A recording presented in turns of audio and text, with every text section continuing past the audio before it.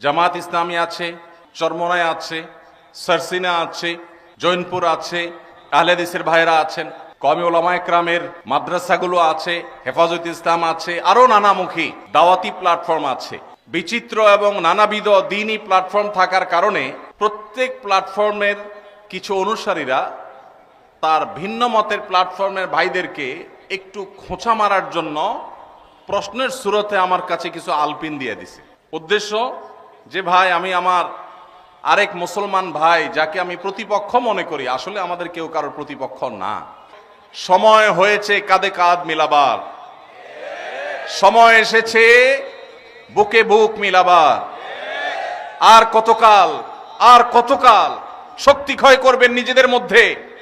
শক্তি ক্ষয় করুন কমন শত্রুর বিরুদ্ধে। এই দেশ, এই মাটি মুসলমানদের।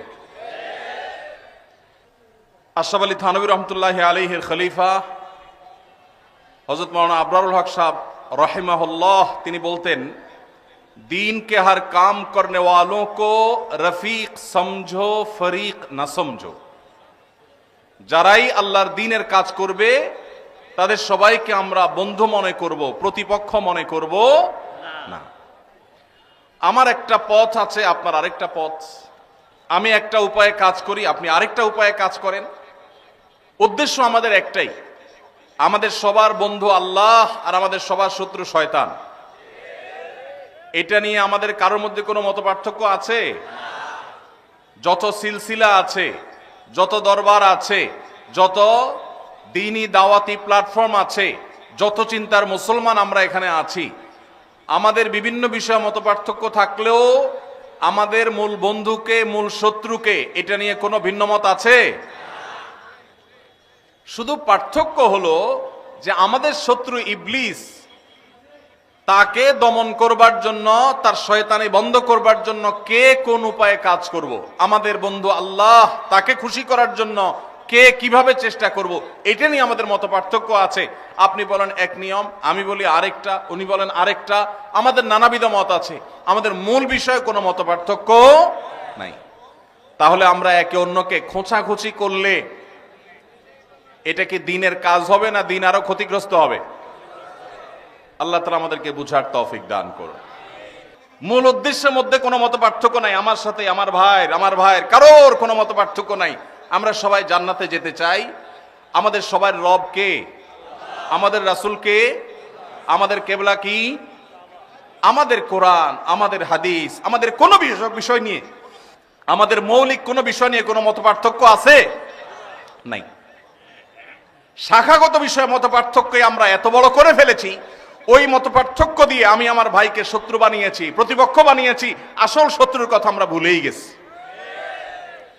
আবারও সেই আবুল হক সাহেব রাহিমাহুল্লাহ সেই উক্তিকে আমরা স্মরণ করি, दीन के हर काम करने वालों को रफीक समझो, फरीक ना समझो। আমার ভাই কোন একটা প্ল্যাটফর্মে আল্লাহর দ্বীনকে বুলন্দ করবার জন্য, কোরআন এবং হাদিসকে বিস্তার করবার জন্য, আল্লাহর বান্দাদেরকে আল্লাহমুখী করবার জন্য চেষ্টা করছেন। আমার কাছে মনে হচ্ছে এই পদ্ধতি খুব বেশি ইফেক্টিভ না, আমার কাছে মনে হচ্ছে তিনি যেভাবে করছেন তাতে কিছু ভুল ত্রুটি হচ্ছে। এরপরেও তারও যেহেতু উদ্দেশ্য ভালো, আমি তার প্রতি সহযোগিতাপূর্ণ মনোভাব থাকবে। সে আমার বন্ধু হবে, শত্রু হবে না। ভাইরা আমার, আমরা ভিন্ন মতের মানুষদেরকে বিভিন্ন সময় দাওয়াত দেই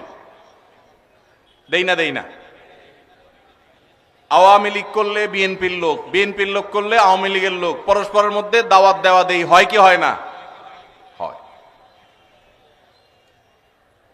এমনকি একই মার্কেটে ব্যবসা করছে, পাশাপাশি দোকানদার, নিজেদের মধ্যে কম্পিটিশন আছে, এরপরেও কিন্তু তারা একে অন্য একসাথে বসে খায়, দাওয়াত দেয়। আছে না নাই?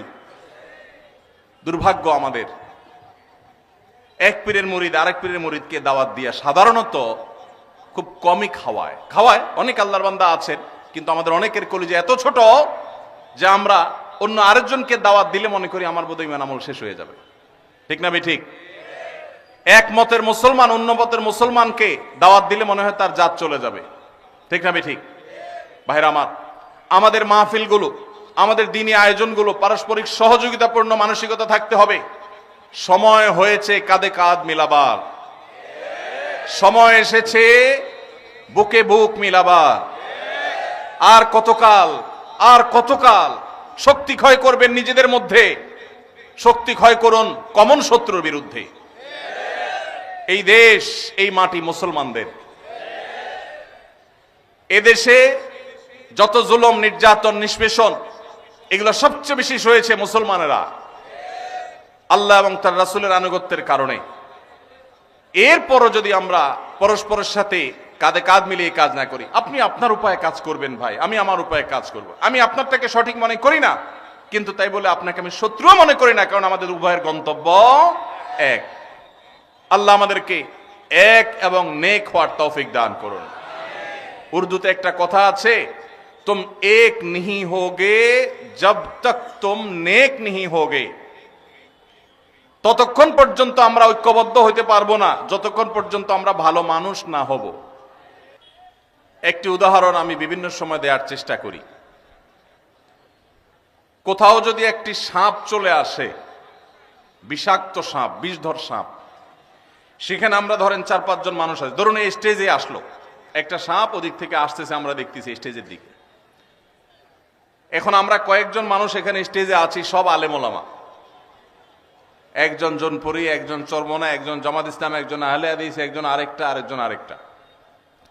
এখন সাপ আসছে দেখে আমরা সবাই একমত যে সাপটা আমাদের শত্রু, আমাদেরকে ছোবল দিবে, বিষধর সাপ আমাদেরকে মেরে ফেলবে। অতএব এই শত্রুর শত্রুতা বন্ধ করার জন্য আমরা সবাই একমত, নাকি? নাকি কেউ বলে না এই সাপ আল্লাহর ওলি, সে এসে বিসমিল্লাহ বলে ছোবল দিবে, তাকে সুযোগ দেওয়া হোক, এটা বলবে কেউ? সবাই বলবে আমাদের শত্রু। এরপর নিজেদের মধ্যে মতপার্থক্য দেখা দিল। ভাই বলতেছেন এই সাপ, এই বিষাক্ত সাপের ক্ষতি থেকে আমরা স্টেজে যারা আছি, আমরা যদি বাঁচতে হয় তাহলে আমরা আশেপাশে একটা লাঠি খুঁজতে হবে শক্তিশালী, প্রয়োজনে ক্যামেরাম্যানদের ক্যামেরার একটা ডাট ব্যবস্থা করতে হবে, দিয়া ওর মাথায় বাড়ি মারতে হবে, তাহলে সে শত্রু শেষ হয়ে যাবে। এটা উনি বলতেছেন। শত্রু দমন করতে হবে কি দিয়া? লাঠি দিয়া। সাইফুল্লাহ ভাই বলতেছে না, লাঠি দিয়া দমন করলে হবে না। আপনার মাথা ঠিক আছে ভাই, লাঠি দিয়া মারতে গেলে তো কাছে যাওয়া লাগবে, তখন তো সে ছোবল দিয়ে দিবে, তাহলে কি করতে হবে? সাইফুল্লাহ ভাই বলতেছে এখানে ডিউটিরত পুলিশ ভাইরা আছেন, জেলা পুলিশের ভাইরা আছেন, ওনাদের হাতে পিস্তল আছে, তাহলে যে কোনো একজন পুলিশ ভাইকে বলতে হবে ভাই পিস্তলটা দেন, আগে সাপ মারে লই, যান বাঁচাই।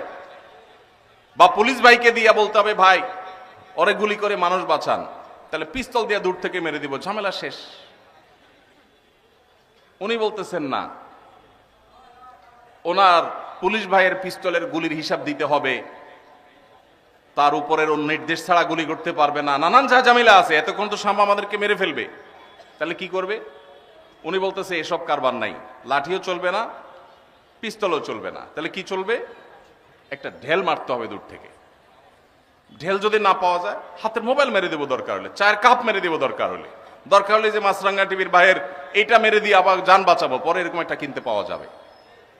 উনি বলতেছে একটা ঢেল মারতে হবে, তাহলে লাঠি, পিস্তল, ঢিল। পাশের ভাই বলতেছে ভাই ঢিলা একেবারে সই করে মারা এত সহজ কাজ না, আমরা তো কেউ প্রশিক্ষণ প্রাপ্ত না, একটু এদিক সেদিক হলে তো ছোবল মেরে দিবে, তাহলে কি করতে হবে? উনি বলতেছেন যে একটা লম্বা তরবারি